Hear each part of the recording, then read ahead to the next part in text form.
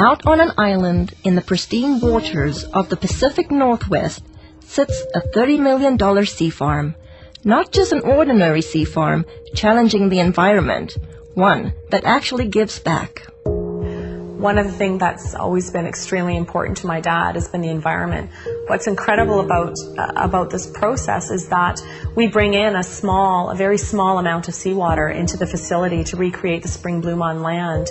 And in order to get the amount of microalgae that we're growing on land, we would have to bring in a massive amount and deplete the ocean of a very, very viable food source, whereas the water that's leaving our facility actually contains more phytoplankton that is going directly back out into the ocean than what was originally brought in.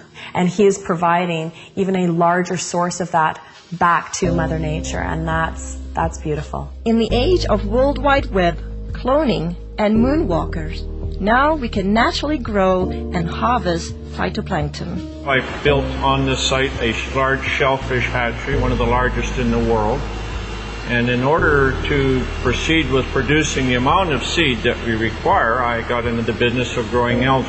I did come up with a method that I could grow any quantity, any amount at any time of these algae outdoors as well as indoors. His process that he's developed is unique. The big difficulty is how do you harvest something? These single-celled photosynthetic organisms are like tiny little one-celled plants floating around in the water. I mean, how do you get them out of the water and into your product? And he's developed a process where it's a very quick and easy way of extracting all the nutrients from these cells. Phyto, meaning light, plankton, meaning floating or suspended, is the base of life source as we know it. According to NASA, it is responsible for up to 90% of oxygen in our atmosphere. With thousands of single-cell microscopic plants in the ocean, it has eluded man until now. You know, I'm just grateful that I was chosen to find this product because it's been very elusive. It's eluded man until now, and here we have it, and I'm going to help as many people as we can, I hope. Throughout history, necessity continues to be the mother of all invention. He was creating the phytoplankton to feed his shellfish, and as the business grew, his health started to deteriorate, and I used to think that he was just maybe overworked or, tired, and he ended up getting diagnosed with some pretty serious illness about a year ago. They had diagnosed me with quite a serious cancer. In fact, a very serious cancer. It's called mesothelioma, and there's only about 2,000 cases a year in North America. Nobody survives. With just 9 weeks to a few months to live, Mr. Harper did the unimaginable. I was not expecting what I heard. They basically gave him 9 weeks to 9 months to live. Well, it was a pretty big blow, so trying to get my affairs in order, which had to be done. We then, just basically settled down for me to start slowly, dying. I had to go down and pick out his grave plot, and that was a really, just a very horrible, raw, vulnerable time. While all this was happening, getting ready for his surgery, we'd all been giving him a bit of a hard time because he had been eating phytoplankton out of the tanks at work. And I was actually getting pretty upset with him about doing that because it's for whales, it's for oysters, it's for fish, it's for krill. So I said, are you crazy? He's literally sticking his finger in the tanks and eating this stuff raw. I started on a daily routine of just taking a bit of paste, putting it in my mouth, and wash it down with a drink of water and go about my daily business, what I could do. And within about 10 to 15 days, here I am, starting less pain in my back. I knew that something was going on, so I just kept eating half a teaspoon of this paste a day. I was booked to go for surgery in Victoria where they're going to do what they call a talc treatment, and they take a medical grade talking powder, they introduce it into between your lungs and your pleural lining and keep you in the hospital for a few days, and that there causes your lungs to fuse together, and it stops you from drowning in your own fluids that are built up. The head surgeon came out and had a very odd look on his face, I said to my mom, oh my God, something's happened.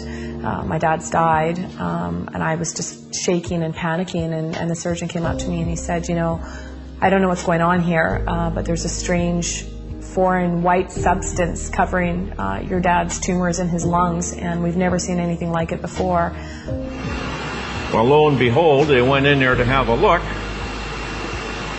saw something they'd never seen before, took 11 sites, sent them away for biopsy, and I got the news back. Everything was benign. They just did not know what to make of it. Everything was absolutely clean. Well, the surgeons are saying that they don't know what I had. They don't know if what I created and am taking had any effect on the cancer. All they can tell me is they've never seen what they saw inside of me, and I attribute this to my algae. I fully believe that with all my heart. I do moderate exercise every day. I watch what I eat. I lead a very normal life. And as a bonus, I've lost weight and I've tried dieting all my life because I'm a diabetic, or I was a diabetic. If it's a coincidence or not, I don't know. But anyway, my blood sugar started dropping. My weight started falling off, and I ended up probably within about a 6-month period, here I am no longer requiring insulin, and I was taking 88 units a day of insulin, and I now can eat just about what I want in moderation, and I have no elevated sugar levels, and I feel fabulous. The potential benefits far outweigh the painstaking process to create even a teaspoon of a concentrated finished product. Well, we can do in a neighborhood in the winter months about 25 ton of product, summer months up to 45 metric tons a day. And just as an example, these tanks you see beside me here, it would require 10 of these tanks of algae to give me one of these, which is an 8-ounce container. So if you look at that, think about the magnitude of growing equivalent of 45 metric tons a day.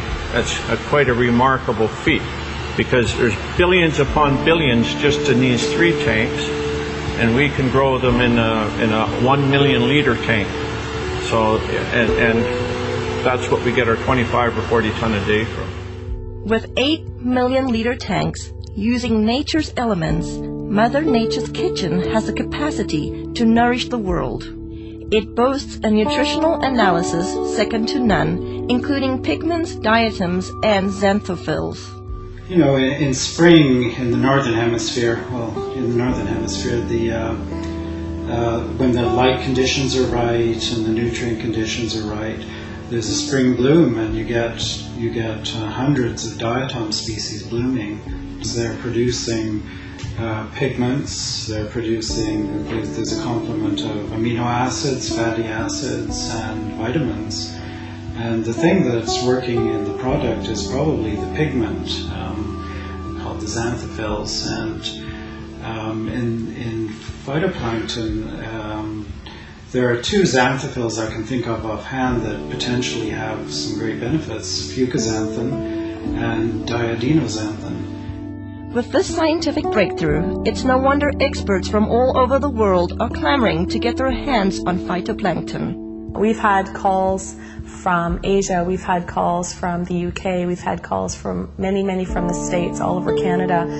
People that have heard about this, whether it be through word of mouth, through any articles that have been written in the newspaper. But this is a product that is in such huge demand, and it's very interesting when we're getting phone calls from people within the medical system or within the holistic healing, people that are really taking a stand around their health, that are looking for something. The world really is coming to our door requesting, the product. They're hearing from their friends, they're hearing from this, that it is helping them in almost every aspect of their life. He's very protective of this product, and he doesn't trust it to just anybody. It's something that he holds very, very near and dear to his heart, as does the entire family. Even through such demand, those who partake this precious product are embracing health in a way like never before. A really good friend, and he had this problem with dandruff. I mean, we tried everything with him. Nutritional approaches, we've tried. Emotional approaches, we've tried. Adjustments, anything you could think of. He came into my office one day and he literally bent over and did this. He does that and I'm looking, there's nothing.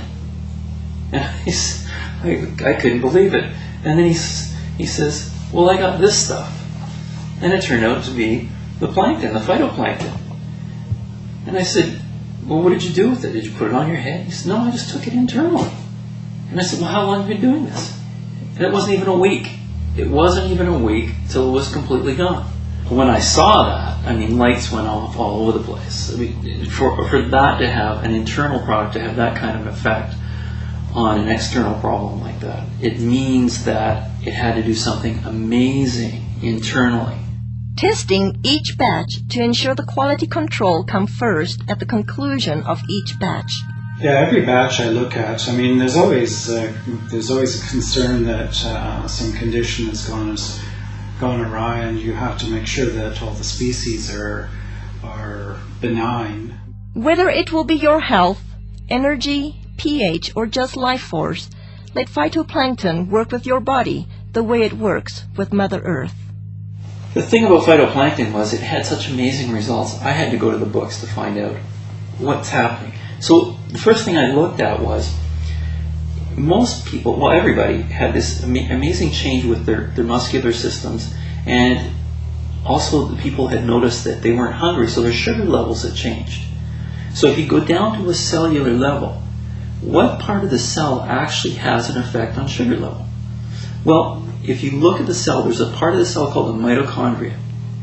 And I think, I can't prove this, but it's logical. The common sense thing says that insulin resistance is because the cell can't handle the sugar anymore, and it says no more.